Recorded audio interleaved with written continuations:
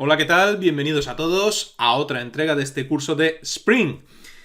Comenzamos con este vídeo un capítulo nuevo del curso que es bastante importante, que es el capítulo dedicado a la programación orientada a aspectos, que es de donde vienen las siglas de AOP.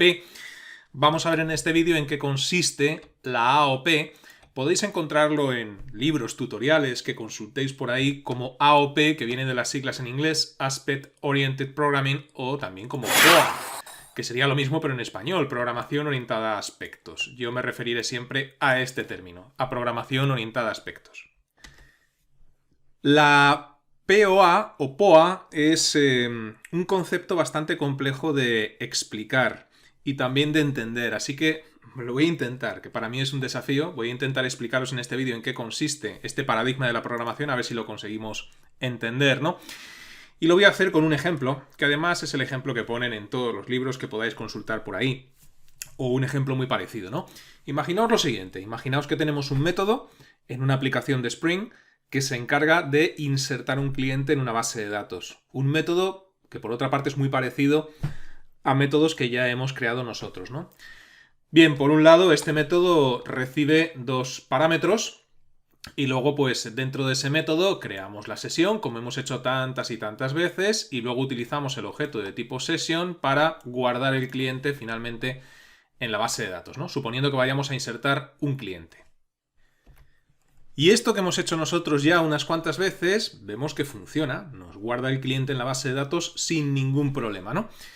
Pero imaginaos lo siguiente, imaginaos que en una aplicación de Spring, la persona que va a realizar esta acción de insertar un cliente, pues previamente tiene que haber pasado ciertos filtros de seguridad. Por ejemplo, antes de poder insertar un cliente desde nuestra aplicación de Spring, el usuario que lo está haciendo tiene que haberse logueado y después, una vez que está logueado, el método que va a realizar la acción, en este caso el método de insertar cliente, tiene que comprobar que ese usuario logueado tiene los permisos necesarios, cumple los requisitos de seguridad establecidos para poder manipular la información que está en la base de datos.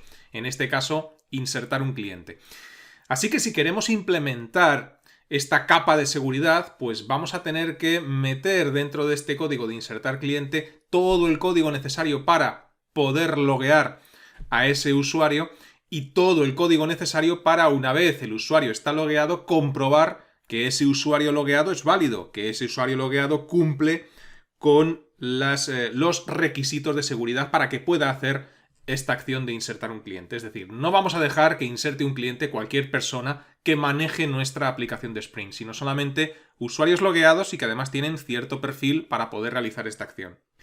Bien, en principio, aunque esto nos obligaría a agregar varias líneas de código en este método de insertar cliente, pues no supondría mayor problema, excepto ese, ¿no? Tener que insertar las líneas de código. Pero claro, recordar que nosotros en las aplicaciones de Spring, a la hora de insertar un cliente, tenemos que implementar esa inserción de cliente no solo en una clase, sino en varias. Recordar que tenemos un controlador, recordar que tenemos una clase que se llamaba cliente DAO, y dentro de cada una de estas clases pues tendríamos que implementar este código, no solamente en una de ellas, sino en las dos. Es decir, tendríamos que implementar el código para loguear al usuario en el controlador, igual que la verificación del usuario, y lo mismo en la clase DAO.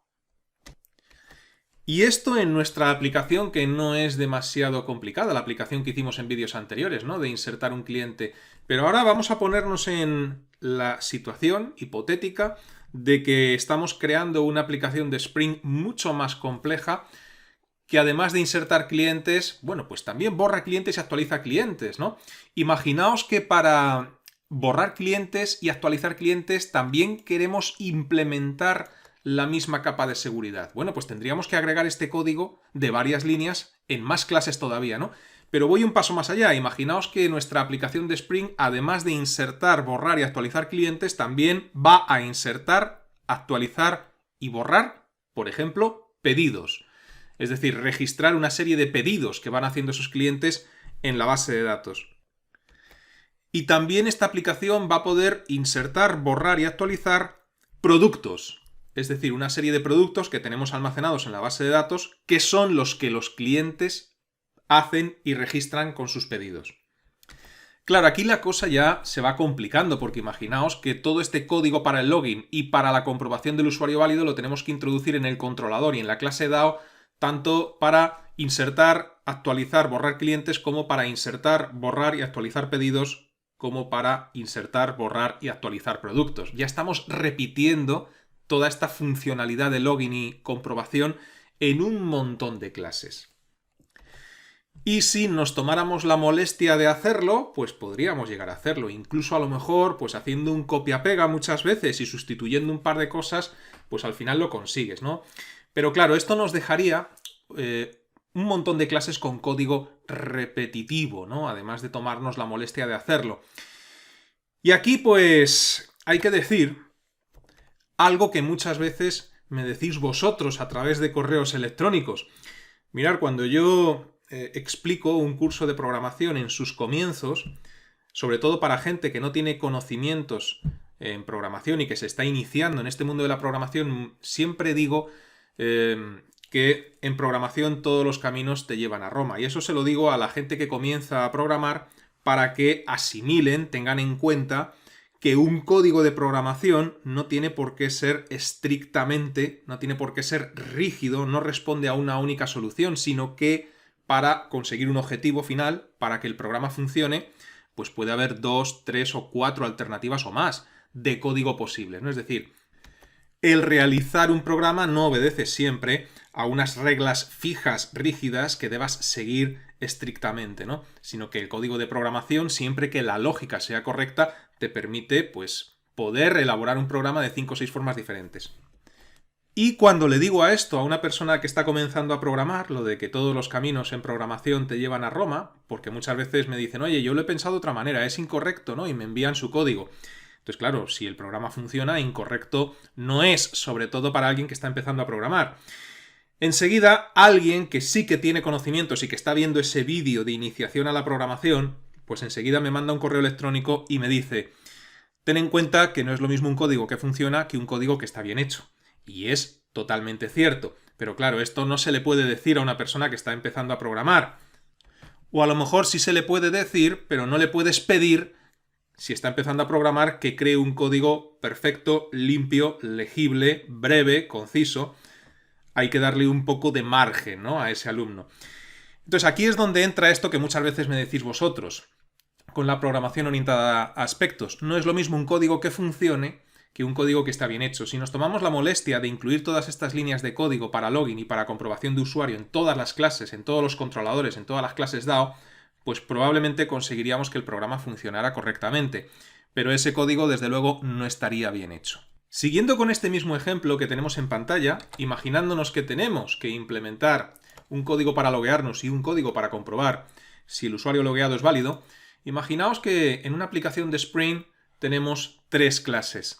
Bien, pues si tenemos que implementar ese código en las 3 clases, pues está claro que tendríamos que implementar un código para login y tendríamos que implementar un código para comprobación de usuario válido. Y esto sería en las 3 clases o en todas las clases que tenga tu aplicación. Bien, pues cuando tienes que realizar una tarea de este tipo, aplicar un código en todas las clases de tu aplicación, esto es lo que se llama aplicar una funcionalidad transversal. Una funcionalidad, login y comprobación de login, que incide transversalmente en tu aplicación, es decir, en todas las clases de tu aplicación, en este caso de Spring. ¿Y cuál es la solución para poder aplicar de una forma correcta, elegante, sencilla, esta funcionalidad? Pues la solución está en la programación orientada a aspectos. Entonces, ¿qué es exactamente la AOP o la PAO? Pues es un paradigma de programación basado en el aspecto. ¿Y qué es un aspecto? Pues es un conjunto de asuntos transversales de modularización difícil. ¿Qué quiere decir esto? Cuando hablamos de asuntos transversales, en este ejemplo que os he puesto, nos estamos refiriendo al código para el login y al código para la comprobación del usuario válido. Eso sería un asunto transversal, es decir, un código, un asunto que tenemos que implementar en todas las clases de nuestra aplicación de forma transversal. ¿Y por qué es difícil de modularizar? Si no tuviésemos la programación orientada a aspectos, de los conocimientos que tenemos hasta ahora en el curso, o de los que podáis tener de otros cursos, ¿no?, ¿qué solución se os ocurriría para, digamos, abstraer esta funcionalidad? Es decir, encapsularla, empaquetarla y poderla utilizar en todas las clases. Bueno, pues tendríamos dos soluciones, ¿no? A mí se me ocurren. La herencia, que ya conocemos, es decir, crear una clase o una interfaz con una clase que haga esta tarea, loguear al usuario y comprobar el login, y después hacer que las clases de nuestra aplicación hereden esa clase o esa interfaz o lo que sea. Claro que si hablamos de herencia hay que tener en cuenta que Java no admite la herencia múltiple y es más que probable que algunas de tus clases, de las clases de tu aplicación, ya estén heredando de otra clase. No puedes utilizar la herencia múltiple en Java. Así que aquí ya la cosa se nos va complicando y aún así tendríamos que heredar, es decir, que escribir código adicional en todas nuestras clases para actualizarla a esa herencia que necesitamos ahora, ¿no? Otra solución que se me ocurre es la delegación de tareas, ¿no? Algo que también hemos visto anteriormente en este curso, pero claro, tendríamos el mismo problema, tendríamos que actualizar todas las clases y agregar esas funcionalidades nuevas. ¿Qué se podría hacer? Complicadamente, a lo mejor sí, ¿no? Sin embargo, hay una solución mucho más sencilla que es crear un aspecto, ¿no? Los aspectos lo que hacen es encapsular esta lógica de la funcionalidad transversal para poderla utilizar allí donde necesites. Ya que una vez que has creado el aspecto, pues lo vas a poder utilizar y reutilizar donde quieras, ¿no? Es decir, un aspecto no es ni más ni menos que una encapsulación de esa funcionalidad transversal que tienes que aplicar en tu aplicación, en todas las clases de tu aplicación. En definitiva, y para terminar este vídeo, la programación orientada a aspectos consiste en la creación de aspectos para poder encapsular la funcionalidad transversal o funcionalidades transversales que tienes que aplicar en tu aplicación para poderlo utilizar, reutilizar de manera sencilla y elegante. Bien, esto que si es la primera vez que os enfrentáis a este concepto de la programación orientada a aspectos, pues es difícil de digerir, ¿no? Cuando te lo explican así de forma teórica, en el próximo vídeo, todo esto que hemos visto lo trasladaremos a código con un ejemplo práctico. Así que de momento este vídeo lo vamos a dejar en el punto en el que nos encontramos. Y os recuerdo que si lo deseáis podéis registraros gratuitamente en mi academia virtual, píldorasinformáticas.es, donde en la zona de cursos gratuitos tengo todos los cursos gratuitos que he ido subiendo a YouTube ordenados por categorías. Aquellos que deseéis que os resuelva las dudas relacionadas con los cursos tenéis la sección de cursos offline, y los que deseáis que os haga un seguimiento más personalizado, como si tuvierais un tutor en casa, con ejercicios, test, resolución de dudas y entrega de certificado al finalizar un curso, tenéis los cursos tutorizados. Estos catálogos se irán ampliando poco a poco con el tiempo. Hasta la próxima, que os vaya bien.